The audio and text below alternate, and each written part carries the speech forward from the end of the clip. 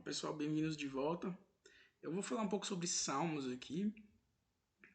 Eu já falei algumas coisas importantes sobre para que servem os Salmos, né? Que eles são uma expressão que nos ajuda a nos guiar através das experiências dessas pessoas que fizeram essas canções e esses Salmos.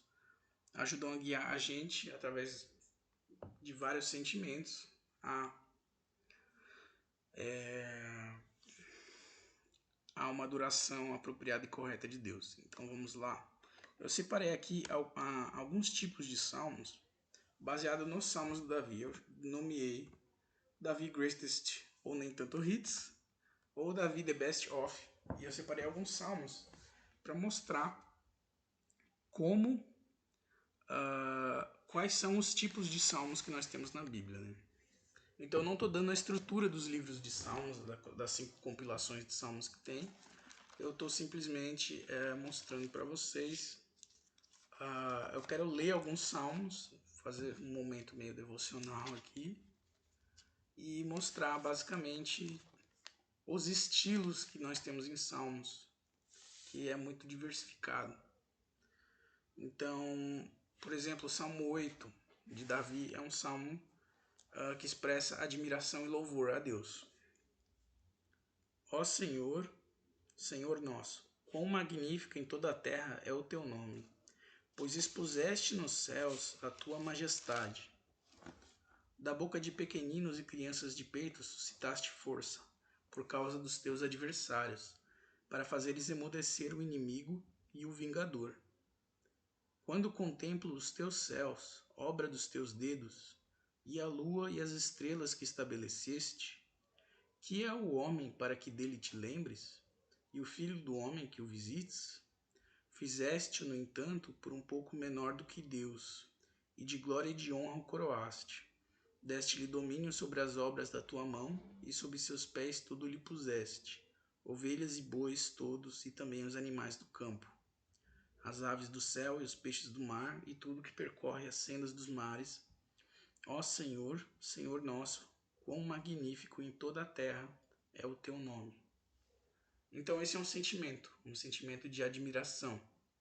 E é bom nós lembrarmos, né, que a admiração correta deve ser dada a Deus e não fazer como o povo de Israel fez, em que queria um rei para Israel e colocou toda a sua admiração em um homem que era Saul, e isso foi um pecado. Lógico que nós podemos admirar tudo que é bom, tudo que é belo, tudo que é aprazível e dar honra a todos aqueles que merecem honra, mas devemos sempre lembrar, né, de que a admiração maior é para com Deus, o Criador de todas as coisas. O Salmo 23 expressa confiança e fé. Então nós podemos ver esse sentimento aqui mostrado no Salmo, famosíssimo Salmo 23. O Senhor é meu pastor, nada me faltará. Ele me faz repousar em pastos verdejantes, leva-me para junto das águas de descanso, refrigera minha alma. Guia-me pelas veredas da justiça, por amor do seu nome. Ainda que eu ande pelo vale da sombra da morte, não temerei mal nenhum, porque tu estás comigo, o teu bordão e o teu cajado me consolam. Preparas-me uma mesa na presença dos meus adversários, unges minha cabeça com óleo, e o meu cálice transborda. Bondade e misericórdia certamente me seguirão todos os dias da minha vida, e habitarei na casa do Senhor para todos sempre. E assim vai, né? Então o Salmo 56 fala sobre medo e confiança. Então na paz nós devemos nos lembrar de agradecer a Deus e amar a Deus por aquela paz que Ele nos dá. Mas quando nós estivermos com medo, precisarmos de confiança, nós também nos dirigimos a Ele. Inclusive o polêmico Salmo 109. Mesmo nos momentos de raiva, nos momentos de ódio, em que Davi estava ali querendo se vingar dos inimigos, ele coloca isso na mão do Senhor. Isso é muito importante. As pessoas fazem escarcéu por conta de salmos como esse, o Salmo 109, né? Mas a gente tem que lembrar o que estava acontecendo. Então, por exemplo, gente tem que lembrar que essas pessoas que estão lidando ali com o Davi são pessoas que mataram, por exemplo, os sacerdotes ali, 70 sacerdotes, que mataram mulheres, mataram crianças, são mentirosos, são pessoas terríveis. Então a gente tem que lembrar disso. E que apesar do Davi estar demonstrando ali todo o seu ódio, todas aquelas imprecações, ele não coloca nada daquilo em prática. Ele está só desabafando. É como se tivesse um saco de pancada ali e Davi estivesse metendo porrada naquele saco de pancada, mas ele não está colocando esse ódio, essa raiva em prática. Isso é muito importante. Ele não está se vingando pessoalmente, mas ele está desabafando ali, tirando o pior que tem dentro dele e jogando para Deus. Então,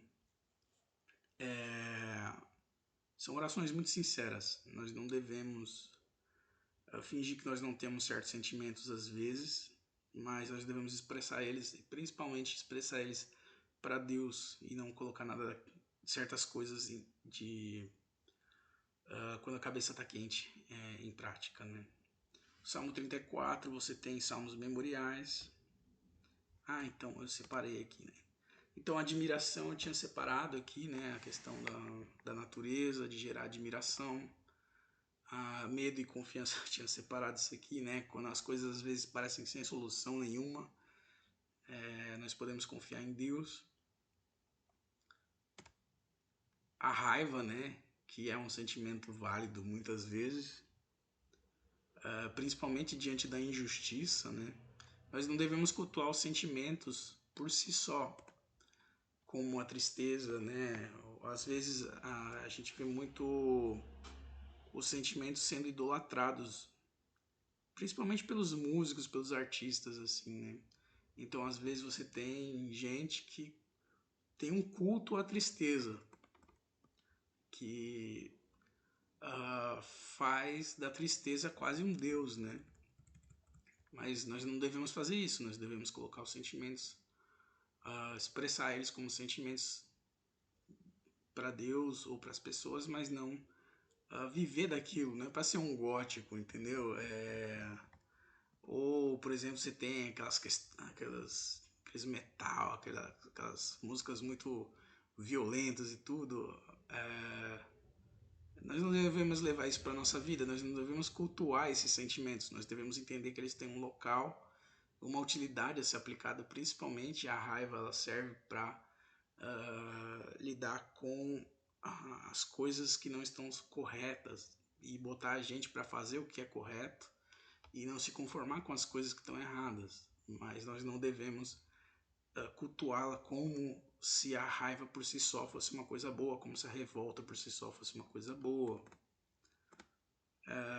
Você tem também salmos, que são salmos memoriais, são salmos para lembrar determinadas coisas, determinados momentos, e os judeus podem fazer isso muito bem. Você tem aqui um memorial do Holocausto, em que eu creio que seja em Berlim, e isso aqui é para lembrar dos que foram mortos no Holocausto.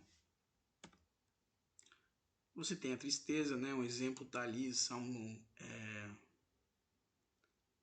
31, né? Então, muitas pessoas acham que elas precisam ser sempre fortes, elas não podem demonstrar tristeza ou fraqueza, nem nada disso. Quando você vê que a maior parte dos profetas, todos os profetas ali, todos os homens de Deus, eles tinham esses momentos em que eles ficavam até deprimidos. Então é bem normal isso acontecer. Não deve ser um tabu a gente expor esse tipo de sentimento. Mas você também vai ter momentos de alegria, né? Onde você tem o cântico novo, o cântico de vitória e júbilo, geralmente diante de vitórias militares em que a sua população sobreviveu a ser aniquilada, eles tinham esses chamados o cântico novo, né? Aqui seria um salmo didático, né? Salmo didático são salmos que servem para colocar a diferença entre o justo e o injusto, ou para ensinar alguma coisa desse tipo. Então, basicamente, você tem ali demonstrando como é que o justo age e como é que o injusto age, para ensinar as pessoas a ficarem sempre de olho no injusto e no que ele é capaz de fazer. Então são salmos didáticos para ensinar esse tipo de coisa. Você tem os salmos reais, ou proféticos, né? Como o Salmo 2, que é um salmo real. Você também tem o Salmo 110 ali, na coroação de Davi, que é o salmo de Melquisedeque. E a vergonha também, o Salmo 32 e 51, estão ali para expressar vergonha, culpa e arrependimento diante de Deus, que é a questão dele com a Batseba, né? Então, fugir da vergonha. A vergonha talvez seja o pior sentimento assim que existe. Inveja, mas a vergonha é uma coisa terrível, assim, né? Não traz nada de bom. Mas a vergonha é pelo motivo certo, né? Você está envergonhado porque você fez a coisa errada e você não deveria ter feito e você se sente envergonhado daquilo. Então, o arrependimento de Davi diante da questão da Batseba, né, e da morte do Urias, que foi assim a mancha na vida de Davi, né? Então, e essa culpa, ela deve levar ao arrependimento, né? Esse é o local correto. Então, ele coloca aquilo diante de Deus, porque enquanto ele guardar a gente guardar aquilo pra gente, em segredo, e fingir que não tem nada de errado, que nada de ruim aconteceu, aquilo só vai consumindo a gente por dentro. Mas expor diante de Deus e às vezes em determinadas situações, algum irmão, alguma pessoa de confiança também é uma coisa muito importante. Então é só para mostrar aqui os salmos, eu achei bom fazer um vídeo separado, porque eles lidam com situações e lidam com emoções, né? E aí a gente vai entendendo que cada emoção tem um propósito, né, na nossa vida, né? Então, inclusive o medo, mas o medo também deve estar entremeado ali com confiança em Deus. A raiva e o ódio têm um propósito correto ali, mas ele deve ser levado a Deus também. Isso Davi também foi aprendendo com o tempo. Então, lamentos, louvores, os extremos emocionais, né, da tristeza e da alegria ali, né, da felicidade, tudo isso levado a Deus, né, inclusive a vergonha, a culpa e que deve levar ao arrependimento. Então isso aqui encerra as leituras aqui do mês de abril, né? E aí a gente inicia o mês de maio, depois continuando com Samuel. Salmos ainda vai ter bastante, né? A gente vai ver bastante salmo ali.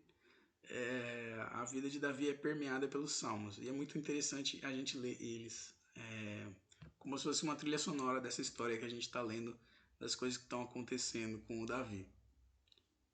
E Samuel, Salmos, Crônicas, e tudo isso aí.